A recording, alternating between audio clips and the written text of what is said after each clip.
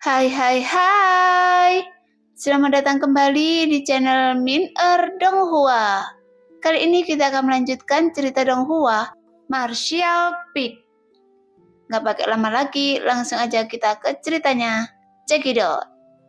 Meskipun menerobos konsepsi artistik barusan belum hilang, Yangke bergerak dengan kemauannya, dan 10 tetes yang liquid yang disimpan dalam dantiannya kemudian terus berputar, tersebar ke segala arah, dan menembus ke dalam organ internal Yangke, daging dan meridian darah, kekuatan peradangan yang dalam, cairan yang melarutkan, membakar kotoran dalam tubuh, dan mengeraskan organ dalam dan meridian. Seperti baja halus perlu ditempa agar terbentuk. Jadi mengapa tubuh manusia tidak? Oleh karena itu, setiap kali seorang seniman bela diri menerobos alam besar, dia akan meredam tubuhnya dengan energi langit dan bumi yang mengalir ke dalam tubuhnya. Dan dengan cara ini, kekuatannya akan meningkat secara gila-gilaan.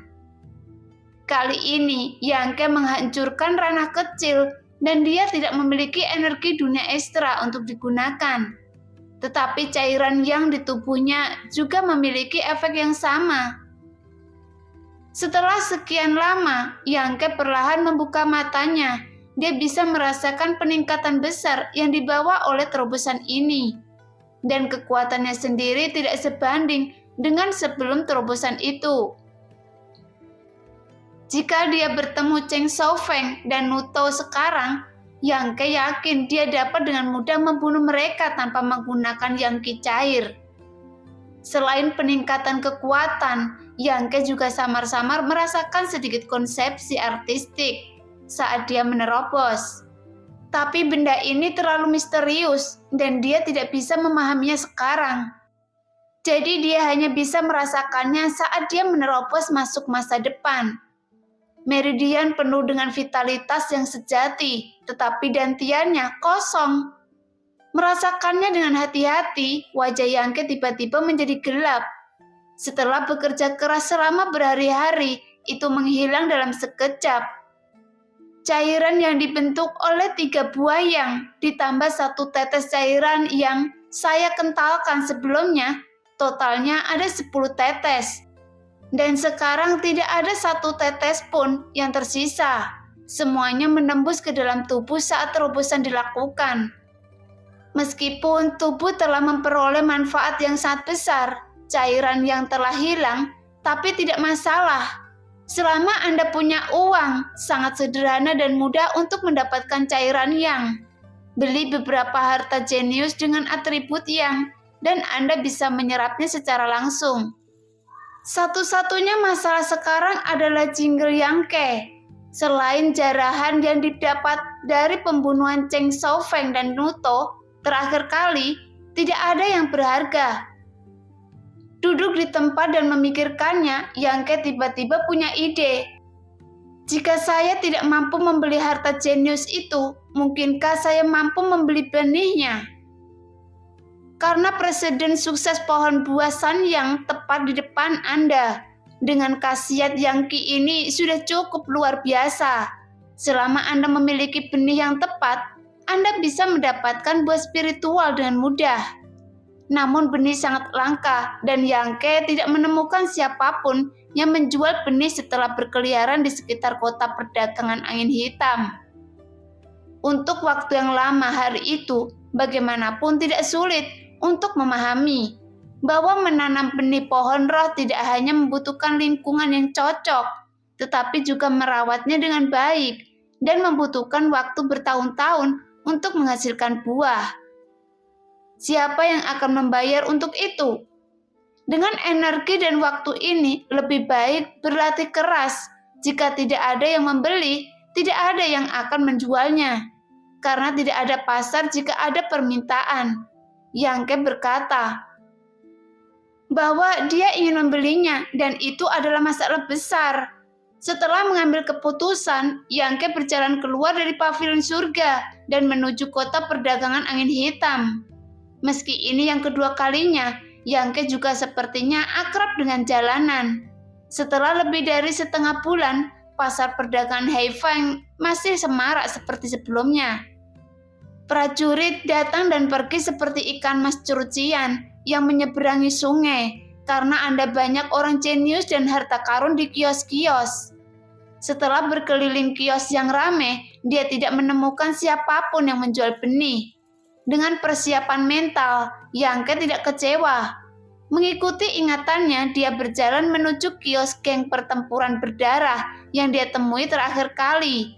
Dia ingin melihat kios itu. Apakah pria itu memiliki benih ekstra di tangannya? "Saudaraku, apa yang Anda lakukan di sini?" Liuntian bertanya dengan rasa ingin tahu. "Saya akan membeli sesuatu," kata Yangke. "Apa yang Anda inginkan? Lihat, apakah saya memilikinya di sini? Jika Anda membutuhkannya, ambil saja." Liuntian menunjuk barang-barang di setan dengan bangga. "Apakah Anda memiliki benih ramuan spiritual atribut yang?"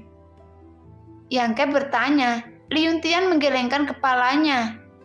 "Tidak ada hal seperti itu. Sejauh yang saya tahu, hanya ada sedikit orang yang menjual benih di pasar perdagangan ini. Meskipun nilai benih tidak tinggi, tetapi masih langka. Saya juga di sini untuk mencoba keberuntungan saya." Yangke tertawa. "Bagaimana dengan ini? Saya akan memasang tanda untuk kakak senior untuk melihat apakah saya dapat menerimanya. Bagaimanapun, saya akan berada di sini selama 2 hari ke depan. Jika saya beruntung, mungkin seseorang akan menjualnya." Liuntian mendapatkan sebuah ide. "Itu bagus. Kalau begitu, saya harus berterima kasih kepada saudara Mudali," kata Yangke lagi. Liuntian segera menarik sebuah tanda, menulis 1 baris kata, dan berdiri di sampingnya. Berbicara dengan Liuntian lagi, mengetahui bahwa Sumo dan yang lainnya dipukul keras terakhir kali, dan kata-kata kejam Suyan ditempatkan lebih dulu. Tuan muda yang keren ini akhirnya banyak menahan diri. Siang dan malam ini tanah sedang berkultivasi dan sudah rusak melalui alam Yuan sejati. Setelah mengucapkan selamat tinggal kepada Liuntian, Yangke berjalan jauh ke stan tempat dia membeli batu Yang Yan terakhir kali. Setelah melihat pemilik kios yang sudah dikenalnya, Yangke tidak bisa menahan nafas lega. Dia benar-benar takut dia tidak akan menemukan siapapun. "Hei, adik kecil, apakah Anda di sini lagi?" Murid dari geng pertempuran berdarah ini terakhir kali melihat Yangke dan Humayr bersama. Jadi dia secara alami akan sangat terkesan dan bahkan menggunakan kata-kata kehormatan saat ini. "Anda ingin membeli apa kali ini?" tanya pemilik warung. "Terakhir kali Anda memberiku 3 biji buah matahari. Apakah Anda masih punya lagi?" Yangke tidak berbicara omong kosong, langsung ke intinya.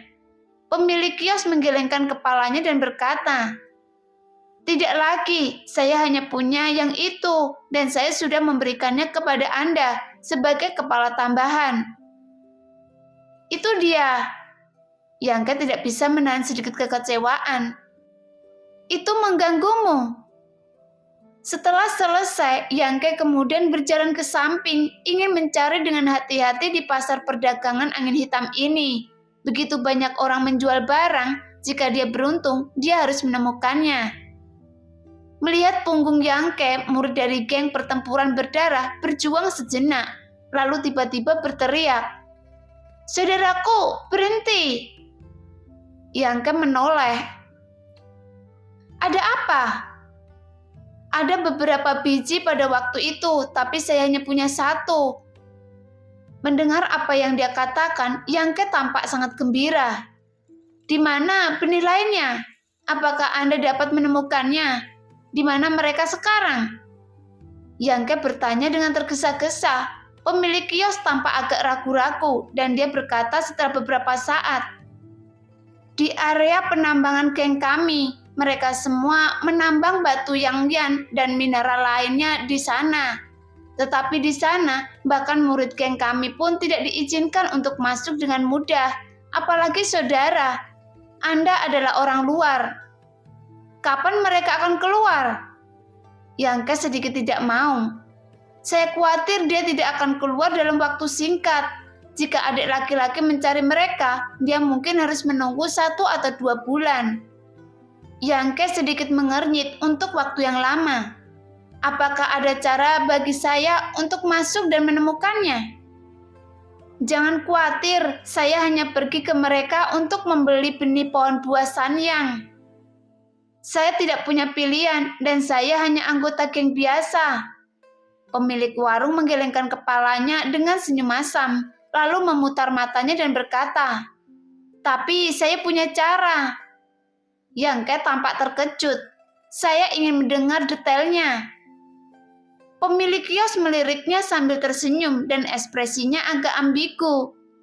Anda bisa meminta bantuan wanita itu. Dengan dia memimpin Anda, orang-orang di area pertambangan tidak akan menghentikan Anda.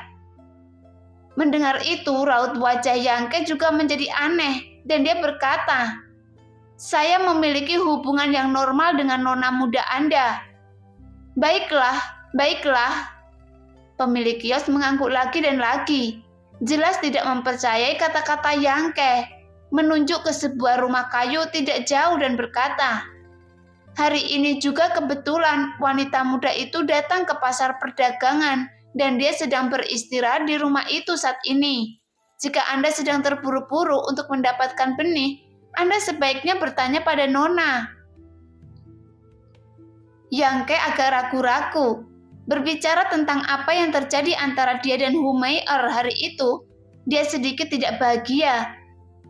Dia telah benar-benar menyinggung wanita ini dan sekarang dia akan meminta bantuannya. Bagaimana Yangke bisa kehilangan wajahnya? Tetapi jika dia tidak bertanya, dia tidak bisa mendapatkan benih Sanyang. Jadi tidak ada cara lain yang baik. Tanpa menyerah, Yangke mencari dengan hati-hati di kota perdagangan angin hitam. Meskipun dia menemukan beberapa benih, itu bukan atribut yang dan tidak ada nilai baginya. Dalam keputusasaan, Yangke menggertakkan giginya. Itu saja, malu kehilangan muka. Lagi pula, saya tidak ada hubungannya dengan dia. Jadi mengapa Anda takut padanya? Rumah kayu di sini pada dasarnya dijaga oleh tuan dari 3 sekte untuk budidaya. Humair adalah putri bungsu dari pemimpin geng pertempuran darah. Meskipun kekuatannya tidak tinggi, tetapi statusnya tidak rendah. Adalah normal untuk beristirahat di dalam. Tidak ada seorang pun dalam jarak 30 kaki dari rumah kayu itu. Karena semua prajurit menghormati orang kuat di rumah kayu ini. Jadi tentu saja mereka tidak akan menempatkan kios mereka di dekat rumah kayu itu. Sesampainya di rumah kayu yang ditunjukkan oleh pemilik kios, Yangke berdiri diam di depan pintu.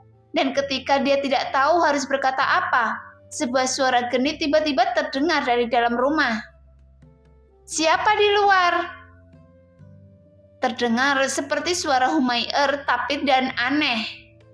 Karena dia sudah datang ke sini, Yangke secara alami tidak akan mundur dan segera berkata, "Nona Mir, saya Yangke. Saya masih melihat-lihat."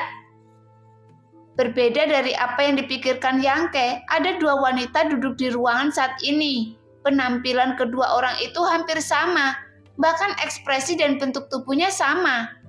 Sekilas sepertinya ada cermin di sini, dan salah satunya adalah pantulan dari yang lain. Mendengar suara Yangke, salah satu dari mereka memiliki kilatan keterkejutan dan keheranan di matanya yang indah. Menoleh untuk melihat yang lain dan berkata, "Adik perempuan, apakah ini Yangke yang Anda sebutkan?" Wanita yang ditanyai adalah Humair. Mendengar itu, mengangguk. "Iya, mengapa dia datang kepada saya?" Dia berpikir bahwa sejak hari mereka mengucapkan selamat tinggal, tidak mungkin mereka berdua berinteraksi. Orang lain mencibir. Tampaknya dia bukan tipe pria yang seperti Anda katakan, bahwa dia menganggap kecantikan bukan apa-apa. Beberapa pria hanya berpura-pura menjadi bangsawan, hanya untuk memikat gadis kecil seperti Anda ke dalam umpan. dan kemudian mengambil kesempatan untuk tangkap tubuh dan pikiran Anda. Dan saya tidak akan pernah memulihkan Anda. Humair sedikit tersipu dan berkata dengan marah, "Kakak, dia bukan orang seperti yang Anda pikirkan." Hujair terkikik. Jika bukan, mengapa dia datang untuk mencari Anda setelah berhari-hari? Pasti dia tahu Anda tidak pernah melupakannya, jadi dia akan menyerang Anda ketika dia datang ke sini kali ini. Mendengar itu, Humair berkata dengan marah, "Kakak, Anda akan berpikir buruk tentang orang. Jika dia benar-benar orang seperti itu, maka pada hari itu, di tepi danau, Humair percaya bahwa saya masih suci. Jika itu orang lain, mungkin tidak ada yang bisa menahan godaan semacam itu. Tapi mengapa dia datang untuk menemukan dirinya sendiri?" Meskipun Humair tidak mempercayai kata-kata kakaknya, dia sebenarnya agak bingung. Melihat ekspresinya, Hujair menghela nafas pelan. Jika Anda terus terobsesi, cepat atau lambat Anda akan banyak menderita. Humair berkata dengan marah, "Saya tidak akan memberitahu Anda. Dia pasti memiliki sesuatu yang penting untuk ditanyakan kepada saya. Jadi saya akan pergi dan bertanya." Ketika dia hendak bangun, dia ditahan oleh kakak perempuannya. Hujair memutar matanya yang berkedip dan berkata sambil tersenyum, "Adik perempuan, bagaimana kalau saya bertaruh dengan Anda?" "Taruhan apa?" Humair tampak bingung. "Bertaruh saja, apakah dia munafik? Jika dia benar seperti yang Anda katakan, dia akan bisa duduk diam. Jika tidak, maka jangan salahkan saya karena kejam." Hujair berkata, matanya berkedip. Cahaya dingin selama bertahun-tahun, Humair telah menimbulkan angin dan hujan di luar. Dan lebih dari setengah pujian untuk mempertahankan kepolosannya adalah karena kakak perempuan ini. Mereka yang memiliki niat jahat dan ingin menggunakan kekerasan pada Humair selalu mati tanpa mengetahui hitam dan putih. Humair sangat jelas tentang metode kakak perempuannya. Melihat sikapnya, dia tahu bahwa dia pasti memiliki niat buruk. "Kakak, apa yang ingin Anda lakukan?" Humair berseru. "Lihat saja baik-baik." Hujair melambaikan tangannya yang polos. Dan awan cahaya segera menyelimuti tubuh adik perempuannya. Segera tubuh Humair berangsur-angsur meredup dan akhirnya menghilang. "Kakak, jangan main-main." Humair memukul udara dengan keras, tetapi tidak ada suara yang keluar. Dia bahkan tidak bisa berjalan keluar dari radius 10 kaki di bawah kakinya. Dia hanya bisa melihat semua yang ada di ruangan itu, dan tidak bisa menahan perasaan cemas. Di luar pintu, Yangke menunggu lama, tetapi tidak melihat Humair datang untuk membuka pintu dan menghela nafas tak berdaya. Sepertinya dia benar-benar menyinggung perasaannya hari itu. Dan wajar jika dia marah. Untuk wanita manapun, dia mungkin tidak akan mempermalukannya dengan tenang saat mengucapkan kata-kata itu. Lupakan saja. Yangke tidak memiliki harapan sama sekali. Dia hanya datang ke sini untuk mencobanya. Sekarang melihat orang tidak mau merawatnya, tentu saja dia tidak bisa memaksanya. Saat dia hendak berbalik dan pergi, suara Humair datang dari ruangan. "Masuk!" Mendengar itu, Yangke terkejut dan setelah beberapa saat merenung, dia mendorong pintu dan masuk. Setelah memasuki rumah dan menutup pintu, semua kebisingan di luar pintu tiba-tiba menghilang tanpa jejak. Hanya menyisakan keheningan yang damai. Yangke mendongak dan menemukan bahwa ukuran rumah kayu itu mirip dengan milik Suyan, tetapi perabotan di dalamnya jauh lebih baik daripada milik Suyan. Karena kamar Suyan tidak memiliki apa-apa. Itu hanya rumah kayu sederhana yang sedingin es. Tapi di sini ada meja, 2 kursi, bahkan tempat tidur dupa. Ada tirai merah muda yang tergantung di tempat tidur dupa, setipis sayap bawang. Ada juga bantal kecil di tempat tidur. Ruangan itu dipenuhi wewangian, jadi tempat ini dan tempat Suyan pada dasarnya adalah 2 dunia yang berbeda. Hujioer duduk di meja dengan senyum di wajahnya, menghadap ke arah Yangke masuk, matanya yang menawan, dia menatapnya dengan tatapan aneh. Masih ada sedikit senyum tak dikenal di wajahnya. Blusnya mekar, yang benar-benar menawan. Kedua lengan gioknya terlihat. Kulitnya yang merah muda dan lembut seputih bayi, dan dia mengenakan sepasang bagiak kayu. Jari kakinya yang kecil dan halus terlihat, dan kuku kakinya dicat dengan sesuatu, menunjukkan warna ungu. Mengungkapkan kegilaan pesona liar, hati Yangke melonjak ketika melihatnya. Dia tidak tahu mengapa Humair tampak sangat menawan hari ini. Jauh lebih menarik daripada ketika dia melihatnya beberapa hari yang lalu. Tapi senyumnya membuat Yangke malu, mengira pihak lain sedang mengejeknya.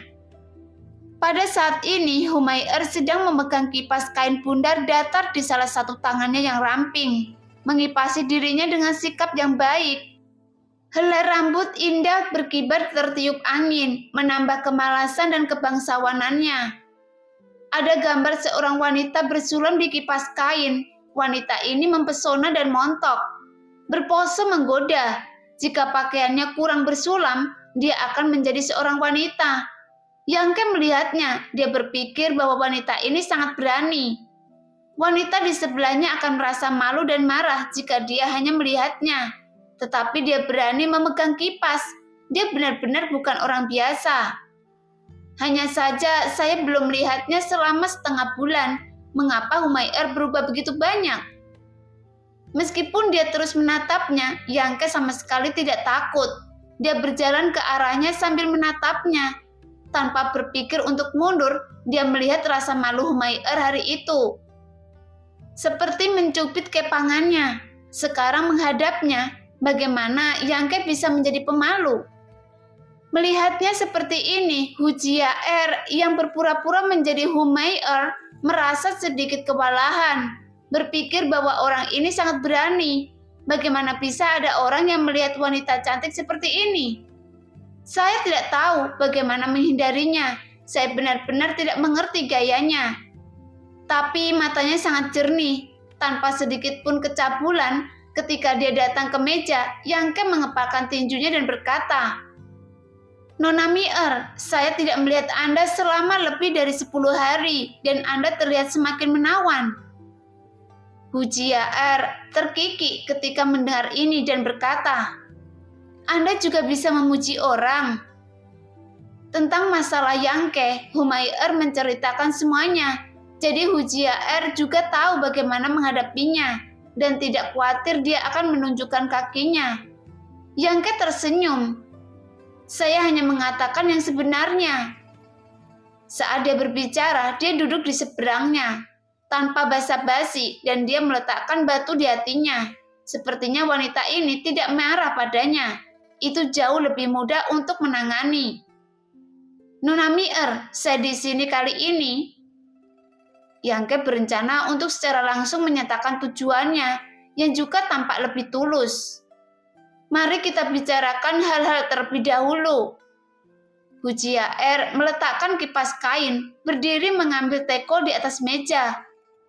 Pergi ke sisi Yangke dan menuangkan secangkir untuknya, berkata, "Di luar panas, minumlah sedikit. Teh untuk melembabkan tenggorokan Anda dan istirahat belum terlambat untuk bicara nanti." "Baiklah." Yangke mengangguk, menikmati kehangatan pihak lain. Menyesap secangkir teh dan tiba-tiba terlihat sedikit aneh. Hujioer kembali ke kursinya dan duduk, menyeret pipinya dengan kedua tangan, menatapnya dengan santai dan berkata, "Bagaimana pendapat Anda tentang teh ini, saudara muda Yang?" Setelah melihat Hujioer, dia berkata, "Daun teh ini rata seperti telapak tangan, ramping dan lurus, berwarna hijau seperti hijau zamrud, dengan bunga lebat di bagian bawah daun. Kualitasnya bagus." Hujioer tercengang saat mendengar itu. Dia tertegun dan memandang Yangke dengan heran. "Anda mengerti?" Bahkan dia tidak memahaminya, dia hanya menggunakannya untuk minum. Tetapi dia tidak berharap Yangke berbicara dengan jelas dan logis. Bagaimana mungkin dia tidak terkejut? Yangke menggelengkan kepalanya. Sedikit mengerti, tidak mahir. Lalu bagaimana menurut Anda teh ini jika dibandingkan dengan saya? Hujiaer memandang Yangke, menghembuskan nafas seperti biru. Bahkan jika jaraknya 1 meja, Yangke masih bisa minum teh merasakan nafas yang dihembuskan oleh pihak lain. Semanis mata air jernih di aliran pegunungan dan sejernih anggur berusia 100 tahun yang membuat orang memiliki sisa rasa yang tak ada habisnya. Tanpa alasan, Yangke tiba-tiba merasa nafasnya jauh lebih cepat dan darahnya perlahan melonjak dan dia hampir berkata, "Teh lebih baik." Gemetar, mata Yangke tertuju pada tubuh montok yang besar itu. Dan jangkunnya tidak bisa menahan diri untuk tidak bergerak. Hujiaer dengan sengaja atau tidak sengaja mengambil kipas kain untuk menghalangi cahaya pekas di dadanya, tetapi dengan sengaja mengarahkan foto wanita yang terbuka itu padanya. Wajah Yangke tiba-tiba memerah. Melihat adegan ini, Humair yang dipenjara segera berteriak, "Kakak, Anda bodoh!" Tapi bagaimana teriakannya bisa menyebar? Tidak ada yang bisa dia lakukan tentang keringat cemas. Itu terlalu tercela. Dengan kekuatan saudara perempuan saya, sangat mudah untuk bermain dengan seorang pejuang yang hanya berada di alam penempaan tubuh. Jika itu adalah pertukaran normal, Humair merasa bahwa Yangke tidak akan menunjukkan rasa malu. Tetapi jika saudara perempuannya menggunakan beberapa trik secara diam-diam, maka dia tidak dapat memastikannya. Di dalam ruangan, Hujiaer tiba-tiba berdiri lagi, berjalan menuju tempat tidur dupa selangkah demi selangkah, menoleh ke belakang dan tersenyum dan berkata, "Tunggu sebentar, saya akan membawakan Anda sesuatu." "Oke." Yangke sedikit mengernyit, dia samar-samar merasa ada yang salah, tetapi saya tidak tahu apa yang salah. Berjalan ke sisi tempat tidur siang, Hujiaer membungkuk, setengah berlutut di tempat tidur dan mengobrak-ngabriknya. Pakaiannya tipis tidak bisa menyembunyikan berbagai perasaan asmara sama sekali. Dan pakaian yang dekat dengan tubuhnya membungkus pinggulnya, yang menampilkan daya pikat yang tak tertandingin. Detak jantung Yangke semakin cepat dan tenggorokannya sedikit panas untuk waktu yang lama. Hujiaer masih mempertahankan postur menggoda ini dan tiba-tiba teriakan genit keluar dari mulutnya. "Apa?" Ekspresi Yangke berubah dan dia bergegas maju. Pada saat ini Hujiaer mundur dari tempat tidur, terhuyung-huyung dan jatuh ke pelukan Yangke, memeluknya dengan erat. Kaki mereka berdua saling bertabrakan dan untuk beberapa alasan mereka berdua jatuh di tempat tidur tanpa memperhatikan. Hujiaer ada di atas, Yangke ada di bawah. Tubuh lembut yang berapi-api ada di lengannya. Tenggorokan Yangke menjadi semakin kering. Melihat wajah cantik dan bibir halus di depannya, Yangke menekan keinginan di dalam hatinya dan membuka mulutnya berkata, "Ada apa?" "Ada serangga." Hujiaer melakukan serangkaian drama dan kemampuan aktingnya cukup bagus. Kedua tangan kecilnya memegang pakaian Yangke, terlihat seperti burung yang ketakutan. Yangke tidak bisa menahan tawa. "Di mana itu?" "Di sana." Mengikuti arah yang ditunjukkan oleh Hujiaer, Yangke benar-benar melihat serangga merayap perlahan di sana. Wanita ini benar-benar menarik. Dia sudah menjadi seniman bela diri. Serangga biasa dapat menakutinya seperti ini. Berbaring keluar, mencubitnya sampai mati, lalu tepuk pundaknya yang harum. "Tidak apa-apa, saya sudah membunuhnya." "Pasti ada lagi." Hujiaer mengambil 1 inci, menoleh dan melihat sekeliling sambil berbicara. Sisiu menyapu rambut di pipi dan mulut Yangke. Suasana hati Yangke yang baru saja tenang diaduk lagi. "Tidak lagi." Yangke merasa bahwa ini bukan masalah. Jika seseorang masuk sekarang dan melihat penampakan dirinya dan Humair, tidak mungkin membasuh air dari 3 sungai dari 5 danau. Benarkah? Mata Hujiaer sedikit terkejut. Dia tidak menyangka Yangke bisa duduk diam dan tidak memanfaatkan bahaya orang lain untuk menyerangnya. Jika Yangke benar-benar bergerak sekarang, dia pasti akan kehilangan satu lengan dan satu kaki. Meskipun hatinya tidak terganggu, Hujiaer tidak bersikeras lagi, tetapi naik dari Yangke dengan patuh. Yangke juga duduk menatap Humair dengan sedikit malu dan menemukan bahwa pihak lain juga tersipu dan tertatih-tatih untuk duduk di sampingnya. Apa yang terjadi dengan kakimu? Yangke bertanya. Tampaknya terkilir ketika saya jatuh sekarang. Hujiaer gagal membuat rencana, jadi dia mencoba rencana lain. Berpikir bahwa dia akan mengorbankan dirinya hari ini, dia harus menggali hatimu untuk melihat apakah itu hitam atau merah. Biarkan saya melihat. Yangke berlutut mengambil salah satu kaki Hujiaer dan melihatnya, dan menemukan bahwa pergelangan kakinya memang merah dan bengkak. Jelas keseleo yang nyata, tidak terlalu sakit untuk menguji Yangke. Hujiaer banyak berkorban kali ini. Yangke tidak menghindar dari apapun. Lagi pula, Humair bukanlah orang yang terlalu peduli dengan keetikat. Dia menggoda dirinya sendiri seperti itu sebelumnya. Jadi apa gunanya menahan kakinya sekarang? Jangan bergerak. Yangke memperingatkan, lalu meraih ke dalam pelukannya dan mengeluarkan sebotol pil dari tangannya. Ini adalah sebotol salep pembekuan darah dan penghilang stasis pavilion surga. Setelah mengeluarkannya, gerakan Yangke berhenti, seolah-olah dia sedang memikirkan sesuatu.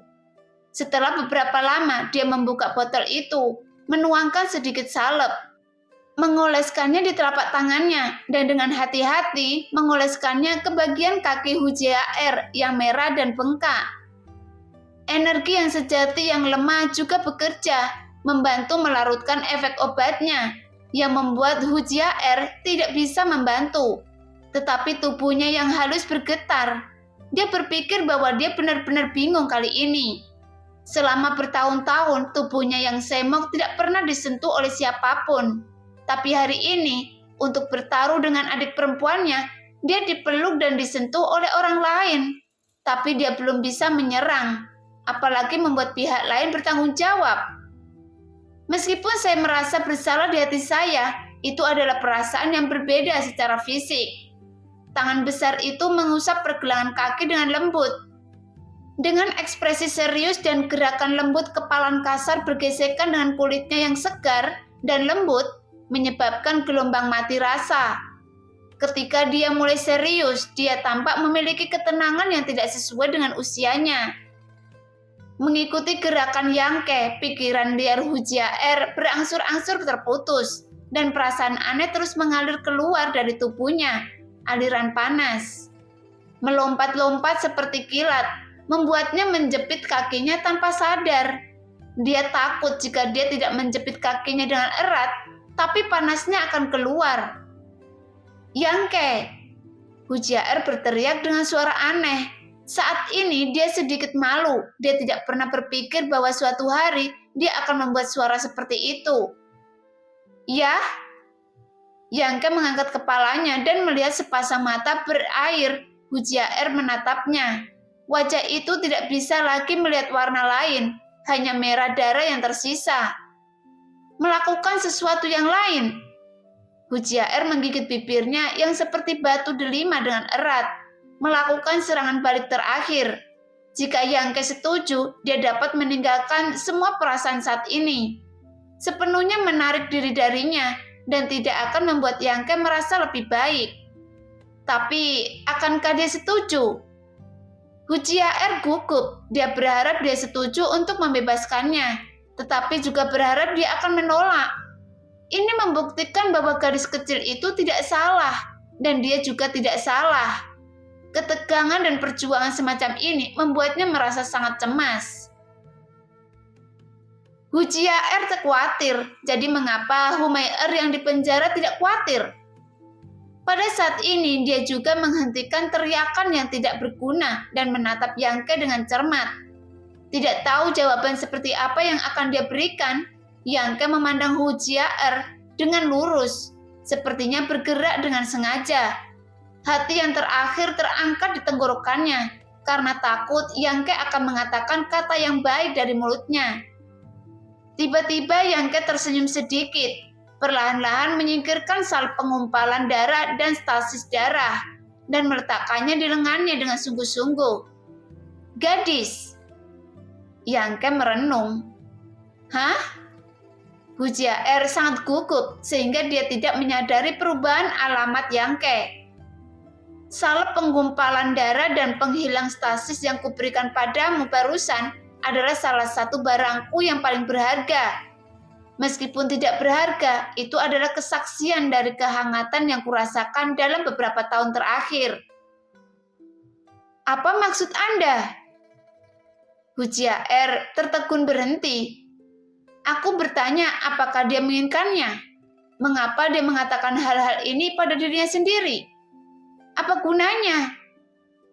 Yangke menegakkan tubuh dan menatap Hu Jia-er dengan merendahkan. Saya ingin memberitahu Anda bahwa saya menggunakan botol salep yang sangat berharga ini untuk menyembuhkan luka Anda. Dan tolong jangan khawatir tentang pelanggaran saya sekarang. Lelucon ini, ayo menyebutnya. Apa yang Anda bicarakan? Wajah Hu Jia-er berubah dan dia memaksakan senyum dan berkata, saya tidak mengerti. Dia tidak akan menyadari bahwa dia bukan gadis kecil, bukan. Mustahil, dia jelas hanya berada di tingkat ke-9 dari alam penempaan tubuh. Bagaimana dia bisa melihat melalui trik yang dimainkan oleh orang kuat dari alam Yuan sejati? Terlebih lagi, dia dan adik perempuannya sudah memiliki penampilan yang sama. Tidak ada perbedaan suara atau bentuk. Bahkan lelaki tua di geng itu sering salah paham tentang identitas kedua saudara perempuan ini. Bagaimana dia bisa memiliki kemampuan ini? Yangke memandangnya dengan samar dan berkata dengan senyum ringan. Nona, Anda mengatakan itu. Apakah Anda tidak mau mengakuinya? Akui apa? Saya benar-benar tidak tahu apa yang Anda bicarakan. Hu Jia-er membuat upaya terakhir. Yangke menggosok dahinya dan berkata tanpa daya. Kalau begitu, saya akan memperjelas kata-kata saya. Anda bukan Humai-er. Menurut saya, Anda harus menjadi saudara kembarnya. Hu Jia-er tertegun, lalu terkikik dan berkata, mengapa Anda mengatakan itu? Kali ini dia tidak menyangkalnya dengan paksa, tetapi menatap Yangke dengan penuh minat, dan dia juga ingin tahu di mana dia menunjukkan kakinya. Jika Yangke tidak bisa mengatakan bahwa dia adalah saudara kembar yang jelek, maka dia jelas menipu dirinya sendiri dengan kata-kata. Mungkin dia hanya bingung sekarang, tidak yakin, makanya dia harus mengakuinya. Hu Jia-er menebak dalam hatinya. Nona, ini menguji penglihatan saya. Yangke tidak kesal, dia tersenyum, berbalik dan berjalan ke meja untuk mengambil cangkir teh yang baru saja dia minum, menyesap dan berkata, sebenarnya saya tidak yakin tentang Anda, apakah Anda Humai-er, tapi sekarang saya bisa yakin, Anda bukan dia. Hu Jia-er tertegun, tapi dia menggetakkan giginya karena benci. Ternyata apa yang baru saja dia katakan benar-benar ujian yang membuat dia marah. Gadis ini seorang seniman bela diri dari alam asal sejati. Secara tidak sengaja mengucapkan kata-kata seorang bocah alam penempaan tubuh ini. Benar-benar terbalik di selokan, dan itu benar-benar memalukan. Tapi tidak ada gunanya menyangkalnya lagi. Hu Jia-er tersenyum genit, duduk menyamping di tempat tidur dupa. Sosoknya yang mempesona menjulang. Matanya yang indah menilai Yangke dan bertanya dengan lembut. Sejak kapan Anda mulai curiga? Minum teh. Yangke mengetuk cangkir teh di tangannya. Meskipun tehnya harum, tapi tidak bisa menutupi aroma wanita di cangkir. Dan ada bekas bibir samar di mulut cangkir. Seseorang seharusnya menggunakan cangkir teh belum lama ini kan? Dan orang itu adalah Nona Humai-er. Berdasarkan ini, Menurutmu, saya bukan Mi'er? Hujiaer tertegun. Tentu saja lebih dari itu. Yang Ke menggelengkan kepalanya perlahan. Hal kedua yang membuatku curiga adalah temperamen Anda. Jika Anda mengatakannya, pesona Nona Mi'er sedikit tidak dewasa, tetapi pesona Anda alami. Saya suka mendengarnya. Hujiaer menutup mulutnya dengan tawa. Lanjutkan berbicara, apakah ada lagi? Bagian 2-3, wewangian tubuh Anda sangat mirip dengan Nona Mi'er. Tetapi jika Anda mencicipinya dengan hati-hati, itu berbeda. Wewanginya manis, sedangkan Anda sedikit lebih elegan. Bocah bau. Wajah Hujiaer merah muda. Yang Ke kata-kata ini membuatnya agak sulit menahan diri, memikirkan pengorbanan yang baru saja dia lakukan untuk mengujinya. Hujiaer berharap dia bisa menampar pria yang fasih dan fasih di depannya, menjadi daging cincang.